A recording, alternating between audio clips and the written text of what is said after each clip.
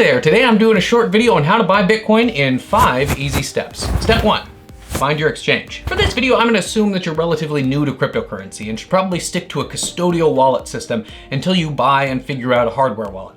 I'd suggest Gemini and Coinbase if you happen to have access to them. They have a lot of institutional backers, a focus on security, and a pretty simple UI. They also boast some cool earn and staking rewards if you want to investigate yield farming with your crypto. If you don't have access to either of those, then I would suggest Binance. They have a worldwide presence and a strong reputation for security, plus their KYC procedures aren't as stringent as Gemini or Coinbase. But once you choose whichever exchange is right for you, you're ready to move on to step 2. Sign up and verify your identity. Use one of the links in the description to get sign-up bonuses and discounts on trading fees. Not all exchanges require identity verification. CEX.io and KuCoin, for example, require little to no verification. But the more banksy the exchange gets, the more you'll have to verify. You'll typically need 3 things: an ID, either state-issued, driver's license, or passport, your social security number, and then some proof of residence, either a statement from your bank, a utility bill, or some other form of official communication. I usually just use a PDF of my bank statement, and that gets the process running pretty quickly. That process, by the way, can take anywhere from an hour to a couple of days, depending on which service you're applying to. After you sign up and verify your identity, you're ready for step 3. Connect your bank account.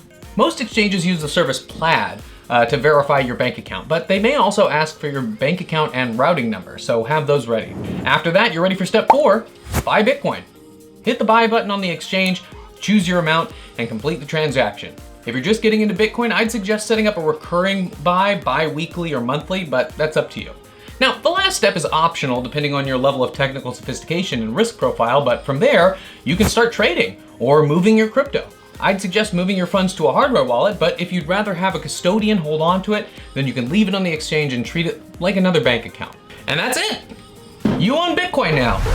Click the link in the description to head over to an exchange, earn some rewards, and start stacking that crypto.